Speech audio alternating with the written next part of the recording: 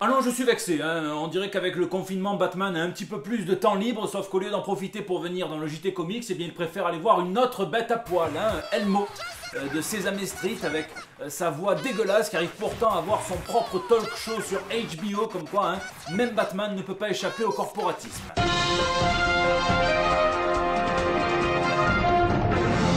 Ah putain, rien que de voir ça, j'ai envie de me taillader le prépuce avec un batarang, hein. Enfin bref. C'est la dernière semaine pour voter, hein, pour le BGF Awards. J'ai pas trop voulu vous saouler avec ça à chaque JT, hein, puisqu'on pouvait voter quand même tous les jours. Mais voilà, si vous voulez me faire gagner, peut-être me voir à Bordeaux quand la convention sera reprogrammée, eh bien, je vous mets le lien dans la description. N'hésitez pas à aller voter et à aller partager, je vous remercie. Ici votre fidèle commis des comics, vous êtes dans l'émission qui fait le tour de l'actu de l'industrie du comic book et de ses dérivés. C'est le 242e JT Comics. Cette semaine, eh bien, le hashtag Soulève-moi était en tendance Twitter, et donc j'ai cru que Mjolnir avait créé son compte, et puis apparemment non. C'était un tout autre bail, hein, mais sans plus attendre, eh bien, on passe aux news de la semaine. Va-t'en guerre! C'est le co-créateur de The Walking Dead, il s'appelle Robert Kirkman, hein, et Kirkman et l'argent, c'est un petit peu comme les Balkany et la décence, on ne rigole pas avec ça, hein, et justement, l'un des scénaristes les mieux payés du monde, puisqu'il a su faire fructifier son labeur, un Battle Pope, The Walking Dead, Invincible et j'en passe, eh bien, va ajouter un procès à sa collection d'aventures juridiques, un petit peu justement comme les Balkany, puisqu'il s'apprête à attaquer Disruptor Beam Inc., donc le studio qui a développé Walking Dead March to War. C'est un jeu sur mobile, hein, et donc il réclame 690 000 $ d'impayés, ce qui nous donne une vague idée du coût d'exploitation de la licence The Walking Dead, puisque on parle d'un deal à 500 000 $ par an, et donc il réclame 190 000 pour l'année en cours et 500 000 pour l'année prochaine. Ça sera le troisième procès en cours qui implique le co-créateur de The Walking Dead. Les deux autres se passent entre AMC et les créateurs donc, de la série dont il fait partie pour une meilleure répartition des profits.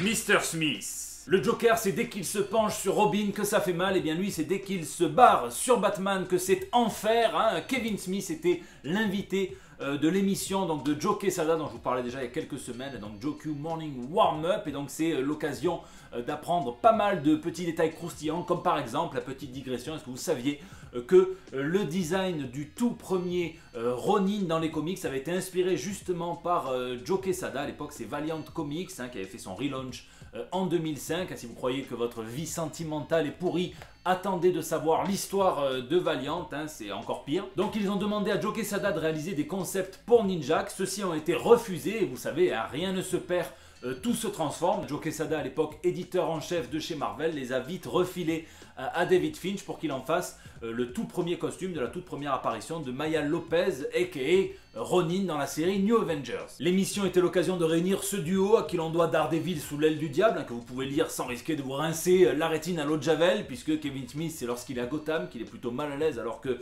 New York ça va, hein. Eh bien les deux diables sont peut-être prêts à retourner dans leur cuisine pour nous préparer un nouveau récit sur Daredevil, à condition et uniquement s'ils le font tous les deux. D'ailleurs ils ont une très bonne alchimie puisqu'ils teasent aussi un autre projet Marvel plus ou moins vaguement secret ensemble.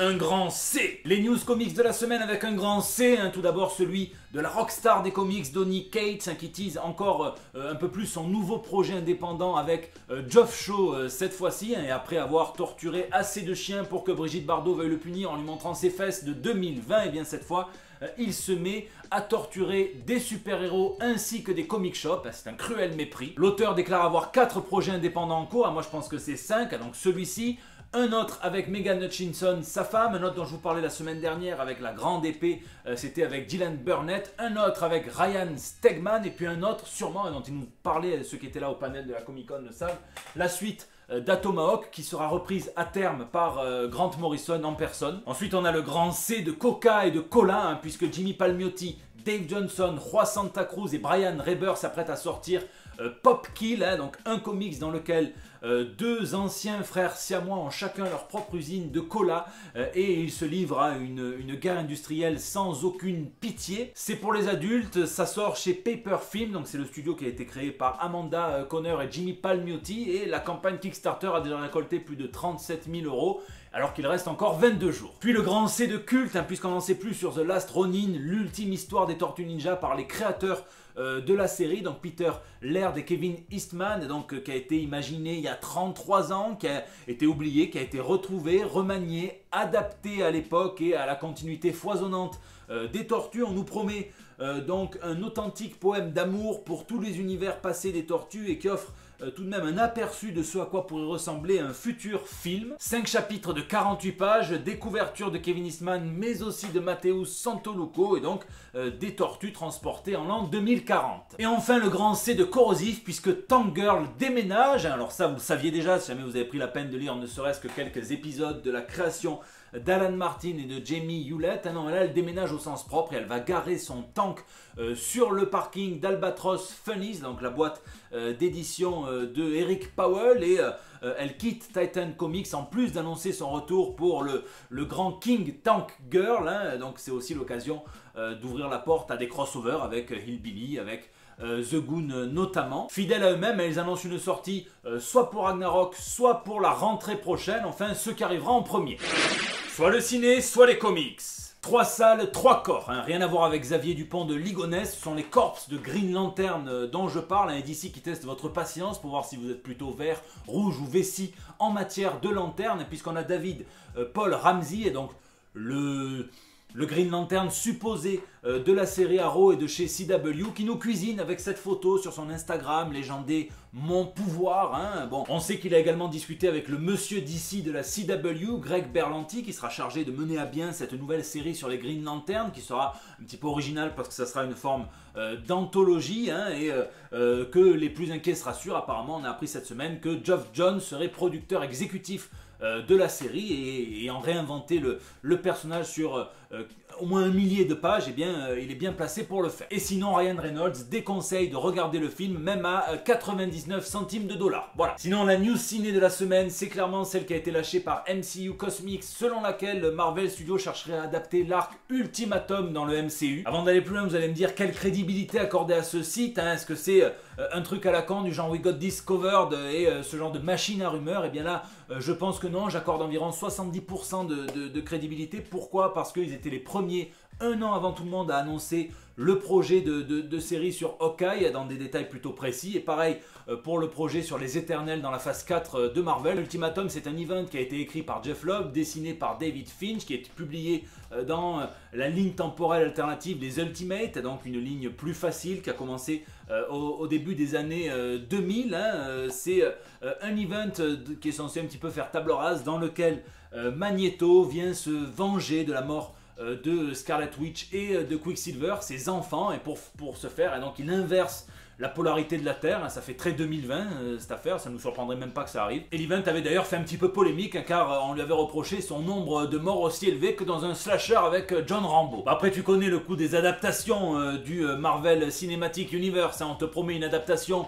de Sylvester Stallone et puis on te sort du Grishka Bogdanov, hein. Donc il faudra voir un petit peu comment est-ce qu'ils vont transformer ça. En tout cas, tous les acteurs sont là ou quasiment là, hein. Il manque Magneto et les X-Men, mais aussi Fatalis et les Fantastic Four. En tout cas, il n'y a plus de problème de droit désormais. Et on va peut-être apprendre que si on n'a pas encore vu Magneto dans le MCU, c'est qu'il a trop honte de la façon dont Quicksilver est mort dans l'ère d'Ultron, hein. Il aurait déclaré « c'est nul acier ». Renardise. Entendez-vous dans la campagne mugir ce féroce Foxboy qui revient jusque dans nos bras, sauf si tu ne participes pas. Et oui, hier, 18h, c'était le lancement de la campagne pour les tomes 2 et 3 de Foxboy, le héros 100% breton de Laurent Lefebvre, hein, donc, qui a fait lui aussi un déménagement, puisqu'il est passé de Delcourt à Comics Initiative, et donc on va avoir droit aux tomes 2 et 3 qui seront remaniés aussi bien sur le fond que sur la forme. De nouvelles séquences sont ajoutées, des nouvelles, donc plus de pages, une vingtaine, plus de couleurs puisque les albums seront colorisés pour l'occasion. Des bonus évidemment avec notamment le cahier du Super Peinard avec les posters de confinement dont je vous avais parlé il y a quelques JT, les What If mettant en scène Foxboy, des planches inédites dans l'univers du héros, le guide du royaume également. Une campagne un peu différente pour Comics Initiative qui se retrouve à financer non pas un mais 2 albums de créa original. Donc il va falloir d'abord débloquer le 2e puis le 3e. Donc si vous voulez dépenser votre bigaille d'une bonne manière, eh bien foncez sur la campagne, je vous mets le lien dans la description, et Chansvat Laurent. Covid après. Bon, les éditeurs de comics semblent reprendre quand même le contrôle sur le gros chamboulement occasionné par le Covid-19, hein, qui n'est pas à minimiser puisqu'il a mis l'industrie et notamment beaucoup de professionnels de celle-ci dans une merde noire. Mais tomber, se relever, vous le savez, c'est l'essence même des comics, hein, et de n'importe quel aveugle sans pouvoir qui essaierait de refaire Daredevil. Donc pendant que DC a sorti quelques comics en solitaire en faisant ses sessions, et bien tous les autres éditeurs se préparent à un retour plus ou moins à la normale de la distribution dès la deuxième quinzaine de mai, hein, et certains vont même un petit peu plus loin puisque c'est le cas de Heavy Metal qui va proposer dès aujourd'hui donc le lancement d'une plateforme en ligne intitulée Virus, un label sur lequel plusieurs créateurs ont proposé leurs comics et 15% du prix de vente de ces comics reviendront entièrement aux créateurs, donc c'est assez révolutionnaire comme système. On verra si les titres sortiront plus tard en physique, en tout cas vous pouvez déjà aller consulter la première salve de 4 ou 5 titres dès aujourd'hui. En France on oscille entre une facilitation du confinement, après Bliss Comics qui a mis en ligne pas mal des premiers tomes de chacune de ces séries, et bien maintenant c'est Delcourt qui met une vingtaine de tomes en ligne, donc vous n'avez plus aucune excuse pour ne pas les découvrir. Hellboy, Redneck, il y a Kill or Be Killed, il y a Birthright, il y a Outcast. Puis on prépare l'après-confinement et après Panini, donc c'est Urban qui annonce le planning de ses sorties décalées. Hein. Doomsday Clock est encore repoussé probablement à la rentrée, hein, ça devient un canular. Et Urban va même plus loin et propose une sélection de 10 titres en petit format, souple, à 4,90 € pour venir un petit peu redynamiser le lectorat, pour un petit peu voilà, contre-attaquer. Eh bien vous aurez, hein, ça va donc de Batman Silence, Hush, hein, donc à Batman La Cour des Hiboux en passant par du Wonder Woman, du Superman Red Son, mais aussi du Injustice. Donc il n'y a pas d'excuses non plus pour pas faire des nouvelles découvertes à tout petit prix, hein, quoique j'ai encore moins cher que ça, hein, puisque le Free Comic Book Day a été reporté au 4 juillet. Hein, c'est Stéphanie Laveau et qui est Lucky Star, hein, la talentueuse, qui en signe l'affiche. Hein, j'y fais des bisous. Donc ce samedi-là, si tout se passe bien en matière de déconfinement, hein, vous pourrez profiter de comics gratuits, hein, plus ou moins, hein, puisque certains libraires, chacun peut faire ses conditions et certains font ça en contrepartie d'un achat.